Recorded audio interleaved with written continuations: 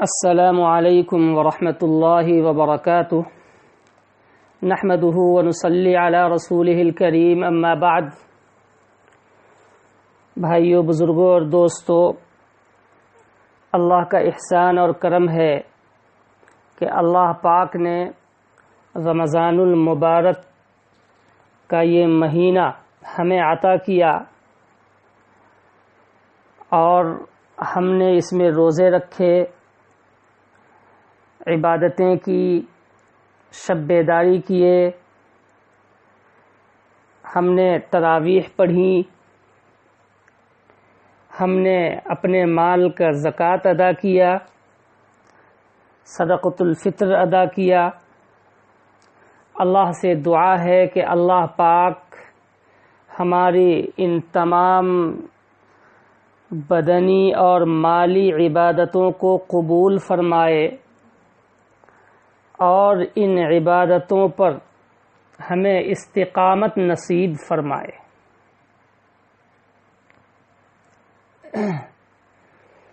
استقامت اس لیے کہ استقامت کا حکم اللہ پاک نے قرآن کریم میں دیا ہے۔ نبی کریم علیہ الصلاۃ والسلام کو مخاطب کرتے ہوئے اللہ پاک قرآن کریم کہ سورہ ہود آیت نمبر 112 میں ارشاد فرماتا ہے، فَاسْتَقِمْ كَمَا أُمِرْتَ وَمَنْ تَابَ مَعَكَ وَلَا تَطْغَوْا إِنَّهُ بِمَا تَعْمَلُونَ بَصِيرٌ۔ یعنی آپ جس طرح کے آپ کو حکم ہوا ہے راہ دین پر مستقیم رہیے اور وہ لوگ بھی مستقیم رہیں، یعنی جمے رہیں، استقامت اختیار کریں، جو کفر سے توبہ کر کے آپ کی ہمراہی میں ہیں،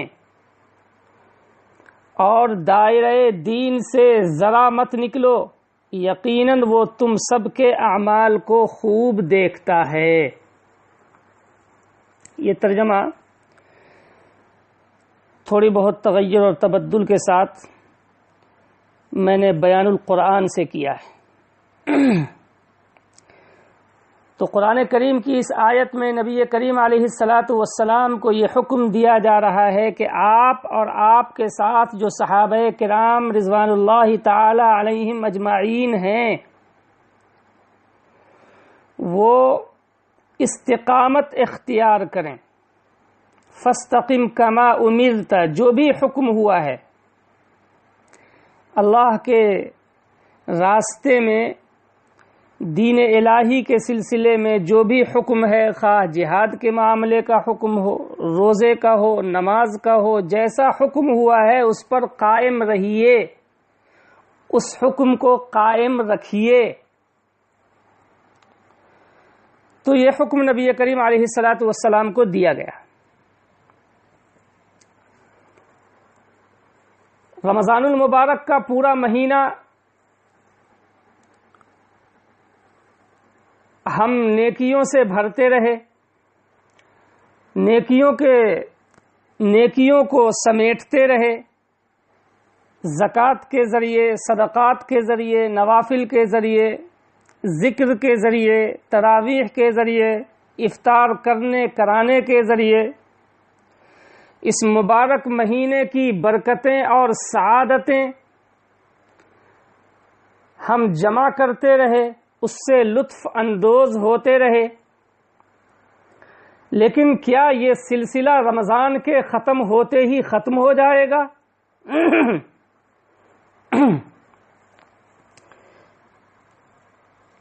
نہیں، حقیقت تو یہی ہے کہ اللہ پاک کی یہ رحمتیں، یہ برکتیں، یہ کبھی نہیں ختم ہونے والی ہیں، سوائے اس کے کہ ہم خود یہ چاہیں کہ اللہ پاک اپنی رحمتوں کا نزول منقطع کر دے۔ چنانچہ بہت سارے ایسے لوگ ہیں جو صرف رمضان میں ہی مسجد کا رخ کرتے ہیں، رمضان میں ہی نماز پڑھتے ہیں، بہت سارے ایسے لوگ ہیں جو صرف رمضان میں ہی قرآن کی تلاوت کرتے ہیں، حتیٰ کہ بعض حفاظ اور علماء بھی تلاوت کے لیے رمضان کے مہینے ہی کو خاص کر دیتے ہیں، پورے سال قرآن کی تلاوت نہیں، لیکن جب رمضان المبارک کا مہینہ آتا ہے تو قرآن کی تلاوت شروع ہو جاتی، اور جیسے ہی رمضان کا مہینہ ختم ہو گیا تو ہم مسجدوں کو بھی چھوڑ دیتے ہیں، قرآن کو بھی چھوڑ دیتے ہیں، اور اپنی پرانی حالت پر ہم لوٹ جاتے ہیں۔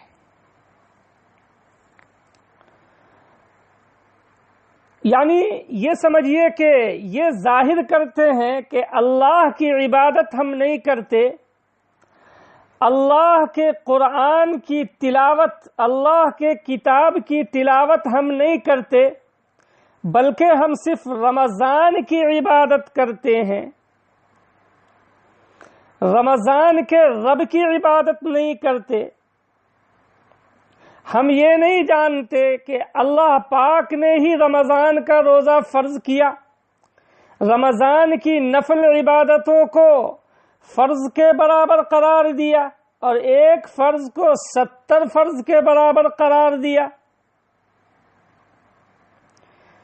تو ہم یہ نہیں سمجھتے، اس بات کا ادراک ہمیں نہیں ہوتا، اور ہم یہ سمجھتے ہیں کہ بس رمضان المبارک کا مہینہ ہی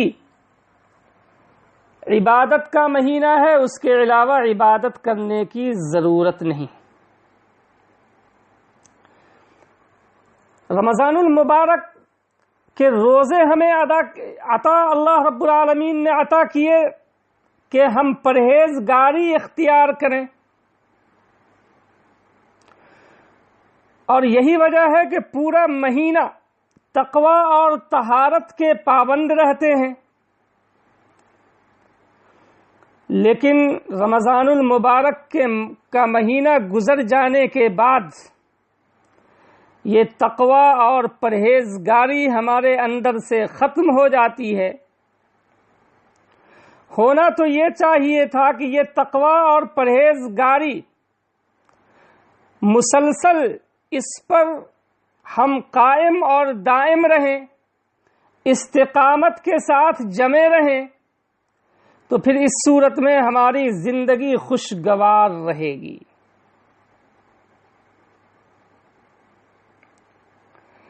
لیکن افسوس کی بات یہ ہے کہ ہم ایسا کرتے نہیں۔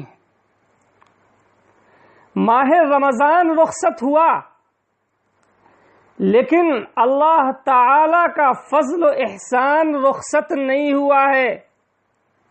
یاد رکھیے، ہم نے رمضان کے مہینے کو رخصت کیا، لیکن رمضان المبارک کے جو فیضان ہیں، جو اس کی برکتیں ہیں، ان کو ہم نے رخصت نہیں کیا، قرآن کی تلاوت کو رخصت نہیں کیا، اعمال خیر کو ہم نے رمضان کے ساتھ رخصت نہیں کیا، روزے کو ہم نے رمضان کے ساتھ رخصت نہیں کیا۔ جس طرح ہم رمضان المبارک میں اعمال خیر کیا کرتے تھے، اس سلسلے کو ہمیں رمضان کے بعد بھی جاری رکھنا چاہیے۔ جاری رکھنا چاہیے نہیں، بلکہ ہمارے ذمے یہ واجب اور ضروری ہے کہ ہم اس کو باقی رکھیں اور اس پر قائم رہیں۔ ماہ رمضان میں ہمارا ہر قدم نیکی اور بھلائی کی طرف اٹھا کرتا تھا، ہر لحظہ ہم صبر و شکر سے گزارا کرتے تھے، تو یہی نیکیاں، یہی صبر و شکر رمضان کے بعد بھی باقی رہنا چاہیے۔ جس طرح رمضان کے مہینے میں ہمارا ہر عمل شریعت مطہرہ کی روشنی میں ہوا کرتا تھا۔ رمضان المبارک کے بعد اس عبادت میں، اس اتباع میں، ان طاعات میں تساہل اور غفلت نہیں ہونا چاہیے۔ یہ مومنوں کا شعار نہیں کہ اللہ کے احکام سے انحراف کیا جائے۔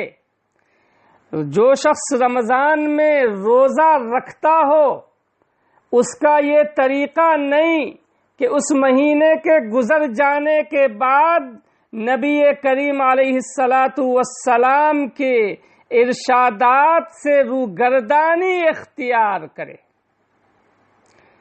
کیوں؟ اس لیے کہ شریعت تو ایمان والوں پر ہر حال میں لاگو ہے، اس پر عمل کرنا تو ہر حال میں واجب ہے۔ اس پر ثابت قدم رہنا دنیا اور آخرت میں نیک بختی کی علامت ہے۔ ہر صورت میں، خواہ رمضان کا مہینہ ہو یا غیر رمضان کا مہینہ ہو، ہر حال میں شریعت پر استقامت ضروری ہے اور اسی میں کامیابی ہے۔ اس کے علاوہ میں کامیابی نہیں، دین میں ہی کامیابی ہے۔ اور رمضان المبارک میں چونکہ روزہ اللہ پاک نے فرض کیا، اسی لیے نبی کریم علیہ السلام نے رمضان کی مناسبت سے رمضان کے بعد والے مہینے میں، یعنی شوال المکرم کے مہینے میں، نبی کریم علیہ السلام نے روزے کو مسنون قرار دیا، جسے ہم 6 عیدی کہتے ہیں یا جسے ہم شش عید کہتے ہیں۔ تو پتہ یہ چلا کہ روزہ صرف رمضان کے ساتھ خاص نہیں ہے، رمضان کے ساتھ جو روزہ خاص ہے وہ فرض ہے۔ تو رمضان کے گزرنے کی وجہ سے، جانے کی وجہ سے مسلمانوں کی زندگی سے روزہ نہیں چلا جائے گا۔ روزہ تو 12 مہینے رکھ سکتے ہیں، کبھی بھی رکھ سکتے ہیں، اور خاص طور پر جو احادیث میں مذکور ہیں، مثلا پیر اور جمعرات کے دن کا روزہ ہر پیر اور جمعرات کو، اسی طرح ایام بیز کے روزے ہیں، اسی طرح یہ شش عید ہے، اسی طرح 9 ذی الحجہ کا روزہ ہے، اسی طرح 9-10 محرم الحرام کا روزہ ہے۔ یہ سارے روزے مسنون ہیں۔ پتہ چلا کہ رمضان المبارک کے گزرنے کے بعد ایسا نہیں ہے کہ روزہ بھی اس کے ساتھ ساتھ ختم ہو گیا، اب جب رمضان آئے گا تبھی روزہ آئے گا۔ اسی طریقے سے نفلی عبادتیں ہیں۔ حضرت عائشہ رضی اللہ تعالی عنہ فرماتی ہیں کہ نبی کریم علیہ السلام 11 رکعت پر زیادہ نہیں کرتے تھے رمضان اور غیر رمضان میں۔ تو دیکھیے رمضان میں بھی عبادت کرتے تھے، نفل پڑھتے تھے، تہجد پڑھتے تھے، غیر رمضان میں بھی پڑھتے تھے۔ اب ایسا نہیں ہے کہ اگر ہم نے نفلیں رمضان میں پڑھی ہیں تو اب غیر رمضان، یعنی رمضان جب گیا تو اپنے ساتھ نفل لے کر گیا، جب آئے گا تو نفل لے کر آئے گا، بیچ میں کوئی نفل نہیں ہے۔ تو نبی کریم علیہ السلام نے مشروع قرار دیا ہے 6 عید یعنی شوال کے 6 روزے کو۔ چنانچہ مسلم کی روایت ہے، نبی کریم علیہ السلام نے ارشاد فرمایا، من صام رمضان ثم اتبعہ 6 من شوال کان کصیام الدہر، کہ جس نے رمضان المبارک کا روزہ رکھا پھر اس کے بعد شوال کے 6 روزے رکھے، تو گویا کہ اس نے اپنی پوری عمر روزہ رکھا، پوری زندگی روزہ رکھا۔ یہ روایت مسلم شریف میں ہے، حدیث نمبر 2758، یہ سیریل نمبر ہے حدیث کا، کتاب الصیام باب استحباب صوم 6 ایام۔ امام نووی رحمہ اللہ تعالی المنہاج شرح المسلم میں فرماتے ہیں، شرح مسلم المنہاج یعنی شرح النووی جلد نمبر 8 صفحہ نمبر 49 اس میں امام نووی رحمہ اللہ فرماتے ہیں کہ افضل یہ ہے کہ عید الفطر کے بعد والا دن جو ہے یعنی 2 شوال المکرم، اس دن سے لگاتار 6 دن کا روزہ رکھا جائے، یہ افضل ہے۔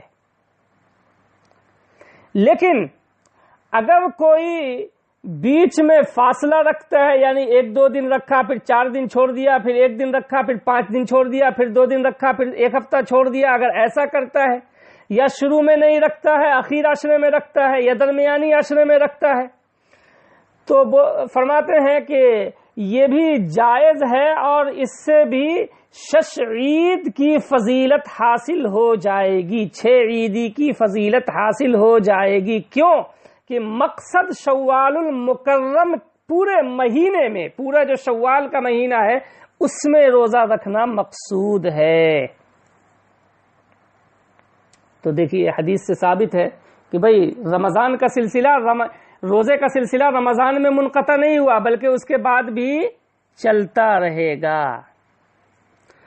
اور وہ جو فضیلت آئی ہے روزے کے بارے میں، نبی کریم علیہ الصلوۃ والسلام نے فرمایا کل عمل ابن آدم لہ الا الصوم فإنه لي وأنا أجزي به ولخلوف فم الصائم اطيب عند الله من ريح المسك۔ بخاری کی روایت ہے، حدیث نمبر 5927۔ تو یہ بھی عام ہے، خواہ وہ رمضان کا روزہ ہو یا نفلی روزہ ہو، روزہ اللہ ہی کے لیے ہوتا ہے، اللہ ہی بدلہ دے گا۔ رمضان کا روزہ ہو یا نفلی روزہ ہو، روزے دار کی منہ کی بدبو اللہ کے نزدیک مسک کی خوشبو سے بھی زیادہ پسندیدہ ہے۔ اسی طریقے سے نفلی عبادتوں کی بات ہے کہ ایسا نہیں کہ رمضان گیا تو نفلی عبادت لے کر گیا، جب آئے گا تو نفلی عبادت لے کر آئے گا نہیں۔ نبی کریم علیہ الصلوۃ والسلام نے ترغیب دی ہے، ابھارا ہے امت کو، فرمایا افضل الصلاة بعد الفریضة صلاة اللیل، یہ بھی مسلم کی روایت ہے کہ یعنی قیام رمضان جو تراویح ہے، جس کو ہم تراویح کہتے ہیں، وہ صرف رمضان کے ساتھ تراویح تو خاص ہے، لیکن قیام لیل رمضان کے ساتھ خاص نہیں ہے، بلکہ صلاۃ اللیل تو پورے سال کے لیے ہے، کبھی بھی پڑھ سکتے ہیں نفل، یعنی تہجد کی نماز۔ تو اس لیے ہمیں یہ چاہیے کہ جس طریقے سے ہم نے اللہ اور اس کے رسول صلی اللہ علیہ وسلم کے حکم کے مطابق رمضان کا پورا مہینہ گزارا ہے نفلی عبادتوں کے ذریعے، اور ان عبادتوں کے ذریعے جو اللہ نے ہمارے اوپر فرض کیا ہے، نماز، زکوٰۃ، صدقات، روزے، ان سب کو ہم رمضان کے بعد بھی ان کو اپنے عمل میں لائیں، عمل میں رکھیں، تو سمجھیے کہ رمضان کا ہمارا روزہ مقبول، رمضان کی ہماری عبادتیں مقبول، تراویح مقبول، زکوٰۃ مقبول، صدقات مقبول۔ کیوں؟ کتب علیکم الصیام کما کتب علی الذین من قبلکم لعلکم تتقون۔ جب یہ روزے قبول ہوں گے تو ہمارے اندر تقوی آئے گا، جب تقوی آئے گا تو ثابت قدمی آئے گی، تو پھر ہم روزے پہ بھی ثابت قدم رہیں گے رمضان کے بعد، نماز پہ بھی ثابت قدم رہیں گے رمضان کے بعد، صدقات پہ بھی ثابت قدم رہیں گے رمضان کے بعد۔ اس لیے یہ روزہ رمضان کی عبادتیں معیار ہیں اور یہ کسوٹی ہیں کہ ہماری یہ عبادتیں قبول ہوئیں یا نہیں۔ اگر ہم رمضان کے بعد بھی اس پر ثابت قدم ہیں تو انشاءاللہ ثم انشاءاللہ ہماری عبادتیں قبول ہیں۔ تو اس لیے ہمیں آپ سے یہ عرض کرنا ہے کہ جس طرح ہم نے رمضان میں اللہ کے حکم کو بجا لایا ہے، مانا ہے، اللہ کی نافرمانیوں سے ہم بچے ہیں، رمضان کے بعد بھی پورے سال ہم اللہ کے حکم کو مانیں، اس پر قائم اور دائم رہیں اور اللہ کی نافرمانی سے ہم بچیں۔ اللہ پاک ہم سب لوگوں کو صحیح سمجھ عطا فرمائے، آمین۔